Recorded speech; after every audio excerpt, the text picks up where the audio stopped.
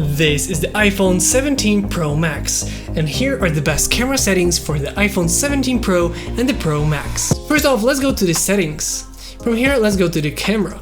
As you can see, the camera control, we left it at camera. Photographic style, I actually left it as standard, but as you can see, it says custom standard, which I'm going to talk about in a second. From there, let's go into the recording video, recording slow-mo, and recording cinematic. I'd highly recommend going at 4K 60 frames per second, and as you can see, 3 times 4K. Because of that, you have more resolution, just better for post-production. Overall, the image is going to be looking sharper. At the same time, I record at 60 frames per second because you never know if you want to maybe in post slow it down. Maybe something happened and you want to slow it down at least twice, so that way you can slow it down to 50% of its speed and still have 30 frames per second, and 4K 120 frames per second when we record slow motion. Cinematic at 30 frames per second because it adds in the background blur. Record sound at stereo because it's gonna be the most compatible with different devices that you might have and different software. As for formats, if you ever plan to use that footage or photos or videos anywhere other than your iPhone, I highly recommend going for most compatible. Thanks to this, you can transfer it to your computer and edit that in post-production, just having more flexibility and the footage is gonna look better. For example, videos sometimes recorded in high efficiency look totally washed out and different than on the screen on the iPhone. But if you put it in most compatible, if you put it into something like DaVinci Resolve or even just watching it on your computer, it should look as it was when recorded. Photo mode, 24 megapixels. I would enable the Pro RAW and resolution control. Thanks to this, you can take the full advantage and the higher resolution of these cameras. For the Pro RAW, I actually went with the most compatible once again, just to have that most compatibility when doing any work in post-production. I also enabled the Apple ProRes and the ProRes encoding into the log. Thanks to this, we have a really flat picture profile that we can edit in post-production. From here, let's go to the camera app. On the camera app, as you can see, we don't have too much of the settings here, but for everyday shooting, I would go for JPEG 24 megapixels, which is great for everyday shooting. If we're doing a raw photo, I highly recommend going for 48 megapixel because let's take the full advantage of what this sensor has to offer, since we're still going to be editing that in post-production. So for everyday, I would go for JPEG 24, and when you know that you want to edit that in post-production, raw 48 megapixels. As for the styles, this is something that I mentioned before, why it is custom standard, because actually I noticed that the stock photos from the app, from the camera app on the iPhone, tend to look out really washed out, really HDR looking, and I'm not a biggest fan of that. I feel like it really shows that mobile photography. Because I have been using the Xiaomi 14 Ultra for my daily driver for over a year at this point, I was actually trying to match that tone, that camera look, because the Xiaomi 14 Ultra really had that camera look to it. So I tried to match it a little bit more closer to that in that regard, while still benefiting from the nicer dynamic range of the iPhone. I noticed that about -30 in tone and +21 in color. As you can see, you can change it all around here to your liking, and you can change it to your own personal liking. I personally did with that, and I sometimes still change it depending on the scene, but thanks to this, I add in a little bit less of that HDR look where everything is washed out. I bring back the shadows a little bit and that contrast into the photos and add in more color to make it pop. But you can play around with those settings as much as you want. It is up to you how you set it up, but I would really advise to try to look into having a little bit different settings so that you can have great photos straight out of the camera without having to edit them in post-production. Other than that, if we go into the video, as you can see, we have the 4K 60 frames per second. Like I said, 4K 60 frames per second is great for everyday shooting. If you want to record in log and have that more flat picture profile and edit that in post-production to take advantage of what these cameras can actually do, you would have to have a separate extra small SSD connected to your iPhone.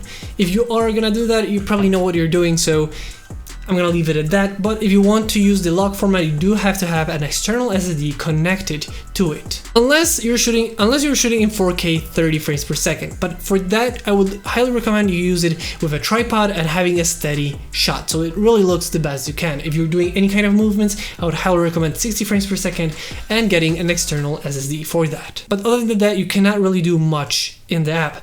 But one pro tip, you can actually download the Blackmagic Cam, and while it is made by Blackmagic, it is actually in kind of a collaboration with Apple. Not only have the Apple log formats on this app, you also have in DaVinci Resolve later ability to color grade and even have shortcut to Rec 709 in DaVinci Resolve with the color space transform. So if you really want to take advantage of the cameras on this iPhone, I highly recommend checking out the Blackmagic app, where you can change the lenses to your liking, you can change the frame rates, shutter speed, ISO, white balance, and tint, making it really be like a professional camera.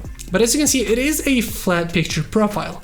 And if I put a LUT in, so like 709, it looks much different. But if I turn it off, it's much more flat.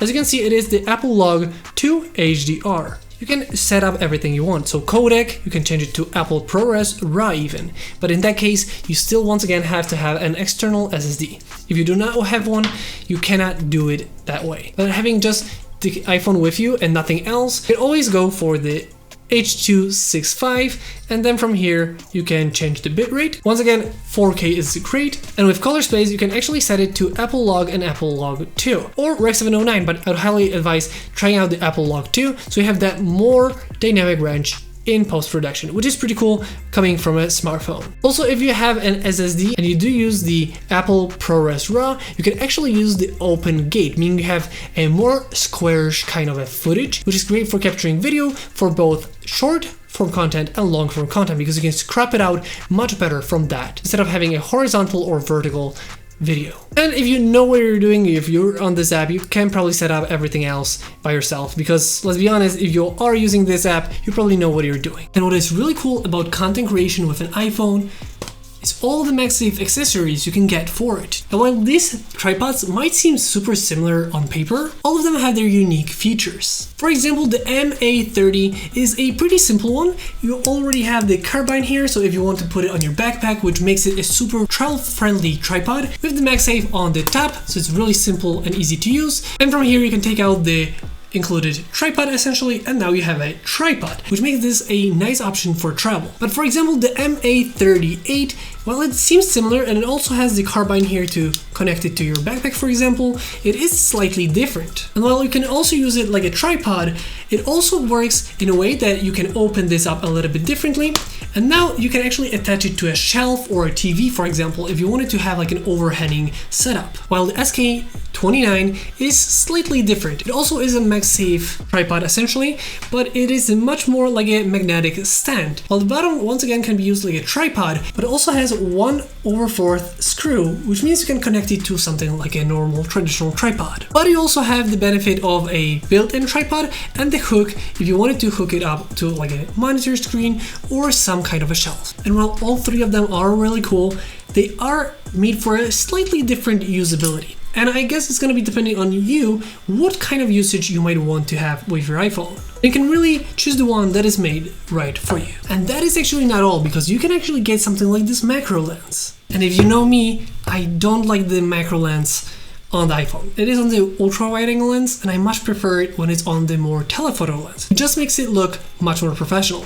But with the Ulanzi set, you can actually have it on your main camera, turning it into a 75mm macro lens. And let's be honest, this is one beautiful lens. And all you have to do is screw it on the included clip, or if you have the case for it, you can also have a case with it. And now as you can see, we have a really nice macro lens for the iPhone. So you can really mix and match all these accessories to really make this an ultimate content creation device. And all these accessories can really improve and just give you such more variety in your shots for photos and videos with the iPhone. If you're interested in these MagSafe accessories for your iPhone, check out the link down below. And with that being said, these have been the best camera settings for your iPhone 17 Pro and Pro Max. If you have any more questions, or there is something that I didn't mention in this video, please let me know in the comment section down below. In the future, I'm actually planning to release LUTs, both free and paid, for the iPhone 17 Pro and Pro Max. If you're ever interested in any of my LUTs or presets, check out the link down below for my website and my store, where I have my LUTs and presets for different devices. So make sure to subscribe and be on the lookout for that. With that being said, I hope you guys enjoyed this video. If you did, don't forget to like, comment, and subscribe. I hope you guys enjoyed this video once again, and I'll see you next time.